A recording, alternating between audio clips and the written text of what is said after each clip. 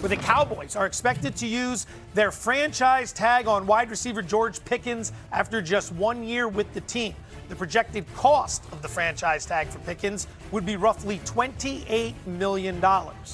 Pickens, in every way you look at it, had a career year in 2025. He set single-year highs, in receptions, touchdowns, and yards. His 1,429 receiving yards was fourth most in a season in Cowboys history, behind only CeeDee Lamb and 2 seasons from Michael Irvin. Which, when you mention Irvin, you got to mention BTA. Graz, right move to put the franchise tag on Pickens? I think so, yes. Look, this is a player that, comes over from Pittsburgh with, some concerns about, maybe focus went in and out, like when he was there and all that. I think after 1 good year, when you're already paying CeeDee Lamb in the mid-30 millions a year, I think franchising is the right move. Would the Cowboys do a long-term deal with Pickens? Sure. But would he be willing to be, in their pay structure, the T. Higgins to CeeDee Lamb's Jamar Chase, the Devontae Smith to CeeDee Lamb's A.J. Brown? I think if you're Pickens, you're probably shooting for more than that, and that's probably why, you end up franchising and trying to work something out. And, Graz, you were saying for him getting a deal done, and first being franchise tagged twice would get him how much? $62 million roughly over the next 2 years. So any deal he would say, hey, that's a starting point. I would, if I were him. I would agree with you. If I'm the Dallas Cowboys, it is the correct move to franchise tag George Pickens. If I'm George Pickens, you can have that damn franchise tag. I want a long-term deal. And if I'm George Pickens, I'd say to the Cowboys, you know what? Let's do a long-term deal. That way, my cap number isn't sky high. We need help on the defense. I'm just a team player. I want what's best for the Dallas Cowboys. Sign me up long-term. We'll have this deal. We'll space it out. We'll do some void years, all of those fancy things you guys like to do when you do contracts, and then we'll go pay some guys to play some defense, and next thing you know, we're contenders. If I'm George Pickens, that's my selling point to the Dallas Cowboys. I'm a changed man. I'm ready to be here and be committed for the team. Yeah, like but that, it feels Jeff? like Jerry's just going to look at you and be like, that's not how we do business here in old Dallas. Yeah. We're going to drag this thing into August. We're going to make it uncomfortable for everybody. That's probably true. Yeah, listen, George Pickens has earned, the franchise tag and potentially a long-term deal. My biggest question is, if you do franchise him, what's his response? I mean, this is a guy, right? Like, this guy comes with a bit of a reputation. We saw a couple weeks that we weren't sure exactly what was being shown out on the field. He absolutely had a fantastic year. Did he play? But you paid CeeDee Lamb a bunch of money. You got a quarterback making a bunch of money. You got a good young offensive line, good running back. You're going to have to spend money on that other side. We talked about Max Crosby in the first hour. Go get a pass rusher like that, right? You got to go get something on that in the back end. So it's all going to be, can you do a long term at a number he wants? Or if you do franchise him, you can make him play. How hard can you make him play? That's always going to be the ask when you're dealing with that. The guy you franchised last year, you ended up trading before the season even started. That's true, because he made an issue of it, right? And he didn't want to be there on the franchise tag, and the relationship fell apart. So, look, Jerry Jones, maybe he learned a lesson from last year. Maybe he's not going to have like a secret meeting with George Pickens and not his agent. Like, it's the same agent, by the way, that Micah uses. So, it could be I don't know. I don't know if we've ever done this before, but it could be like a whole offseason where we're talking about the Cowboys and a contract situation with a star player. I think it'd be a new topic for us. For the I don't know if we're equipped to handle one of these years. How close are they? Even if they get him, it's all honky-dory with them. Are they even close to being ready to make a serious run in the NFC? I mean, you look at them on the offensive side of the ball and you say, yes, you saw what Dak was able to do with CeeDee Lamb and with George Pickens on the outside and Ferguson and all of the guys they had. How much can they grow on the defensive side of the ball? I got a new coordinator coming in. How many other players can they get to come in there and contribute? Because if they can get better on the defensive side of the ball, and I'm not saying they have to go out there and be the Seattle Seahawks on the defensive side of the ball. They have to go out there and be adequate. Get to middle of the pack and a little bit better than that. And yes, and this team can be a contender in the NFC. I like that. I like it. Here's my thing. When you start talking about just be adequate on defenses, it changes the way you play offensively. Like, I know they had insanely good numbers on offense and played well. Yeah. That is. But there's a difference, right? Like we even talked about in the Super Bowl.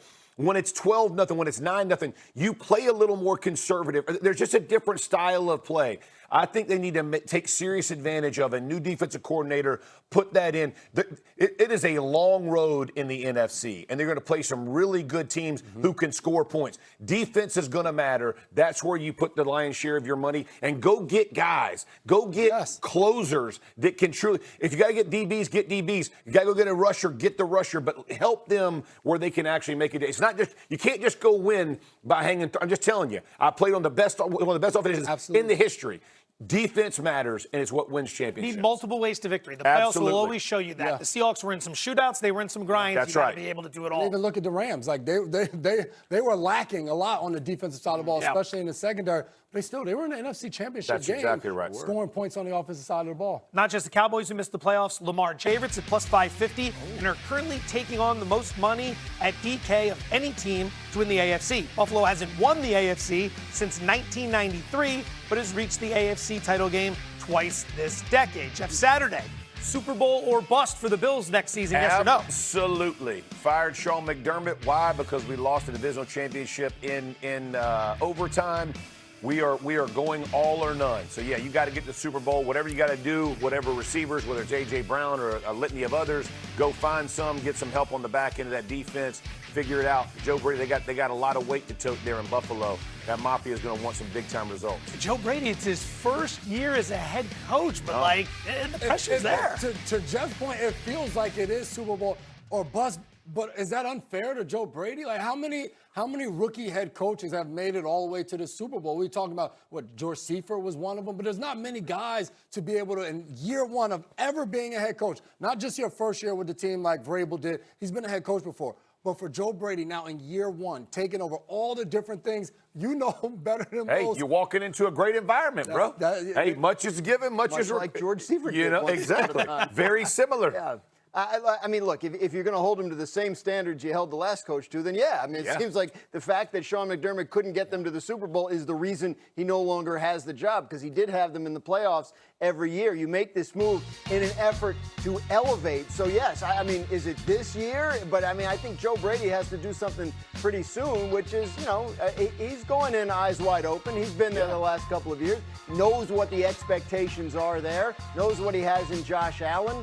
We'll see what they can do in terms of roster building this offseason. Over on the NFC side, the team taking on the most money to win that conference, the Chicago Bears at 13-1. Bears currently have the 7th best odds to win the NFC, but won their division for the first time since 2018 and had a top 10 offense for the first time in over a decade. J-Mac, we begin with you. Do you view the Bears as a Super Bowl contender next season? Yes, I do. You look at the way they performed this year.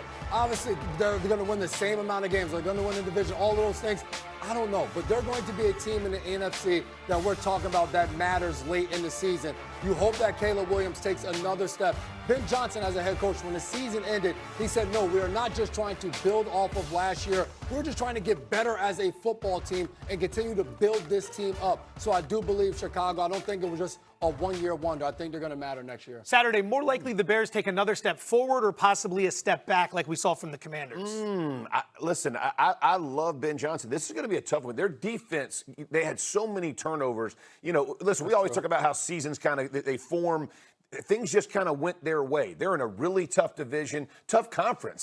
So to say they're going to continue or add on, I'm not sure. I'm going to have to wait and see on this. That defense got a lot. They had a lot of turnovers. That is hard to repeat year after year. Let's take a look at the schedule. Not exactly the full schedule, but at least the opponents they're going to face this season. Graz, as you look through all of this, a step forward, even, step back, how do you see the Bears' outlook? I can see them taking a step forward because to Jeff's point about the defense, yes, it was reliant on turnovers, but if you really focus your offseason on that side of the ball and improve on defense, then you might be in a better situation to handle it if the turnover numbers regress toward the mean. So I think it's a program that is pointing in the right direction. I think they did a lot of great things this year around Caleb Williams, who had the worst completion percentage of any starting quarterback in the league. So if you imagine that gets better, that part of his game improves, and he has that, that clutch fourth.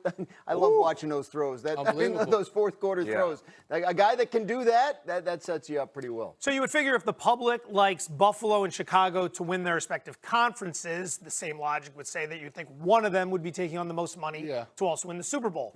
Wrong. At DraftKings, I don't know why I had to do it to you. You just tried to help me out. It was just like I could put the finger right in your face. It's actually Big Blue. The old New York Giants at 70-1 to win the Super Bowl, taking the most action at this early stage. Graz. 70-1. Can the Giants experience a Patriots-like turnaround next season? They could. I mean, look, John Harbaugh is a real head coach, and that program should improve just by adding him to the mix. They have a good young quarterback. Malik Neighbors comes back. They got good pieces up front on defense. It should be a team that makes some noise. It will not, it doesn't look like, have the schedule advantage that New England had this year. They have to play, I think, what do they play? The NFC West and the AFC South. So, some tough teams on there, but they should be a better team than they've been in recent years. I don't know about, Super Bowl, but I can see why at that number it might be interesting to people. Road games, Seahawks, Rams, Texans, no problems there. Throw the Lions in as well, who have one of the easiest schedules in the NFL. Saturday, I mean, these guys ready to pop? I'm holding tight on this one. I think they'll be better as far as contending like the Patriots just did. I just don't see it. The NFC is really good, and people are getting better. Like, teams are going to get healthier. I do like their pieces and parts. When you've been below 500 8 of 9 seasons, it is hard. Like, the mentality, and I understand what Harbaugh is and what he can do, but to change all of that while beating the Cowboys, who will be better, the Eagles, who will be Washington. Quick final word. Absolutely. And their division, exactly. And I think it's a different situation than New England in the sense of Vrabel came over, brought his coaching staff, and then got a lot of brand new players with a ton of cap space. What Harbaugh's going to have to do is go in there and change the mentality and the mindset of the guys that are already there. They're not going to be able to go and get the amount of first-year players in New England that Vrabel was able